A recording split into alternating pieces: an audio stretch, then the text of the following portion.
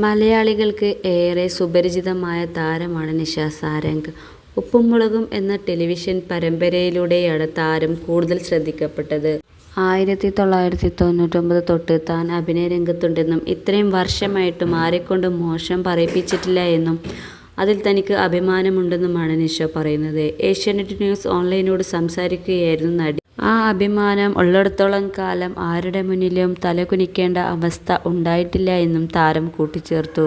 തനിക്കെതിരെ പ്രവർത്തിച്ചവർ ഇൻഡസ്ട്രിയിൽ ഉണ്ടെന്നും നിഷ പറയുന്നു. കണ്ണു നിറഞ്ഞുകൊണ്ടാണ് അവസാനം നിഷ അവസാനിപ്പിക്കുന്നത്. ഞാൻ 50 വയസ്സ് കഴിഞ്ഞ സ്ത്രീയാണ്. നല്ലതേത് മോശമേത് എന്നൊക്കെ അറിയാനുള്ള പ്രായമായിട്ടുണ്ട്. പ്രായത്തിൻ്റെ പക്വത എനിക്കുണ്ട്. ചെയ്യാത്ത കാര്യങ്ങൾ ചെയ്തു എന്ന് പറയുമ്പോൾ വിഷമമുണ്ടാവും. ഒരിക്കൽ ഒരു സെറ്റിൽ കമ്മീഷൻ വാങ്ങി എന്ന് കുറ്റപ്പെടുത്തിയപ്പോൾ ഞാൻ പ്രതികരിച്ചു.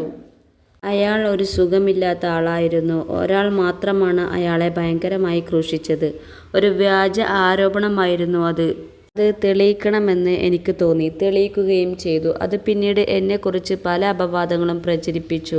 അയാൾ എന്നെ പരമാവധി നാണം കെടുത്തി. ഞാൻ ലൊക്കേഷനിൽ ഒരാളുമായി പ്രണയത്തിലാണെന്നും അയാൾ എന്നെ വിവാഹം ചെയ്യാൻ പോവുകയാണെന്നും എൻ്റെ വീട്ടിൽ വിളിച്ചു പറഞ്ഞു. അതൊന്നും ഞാൻ മൈൻഡ് ചെയ്തില്ല.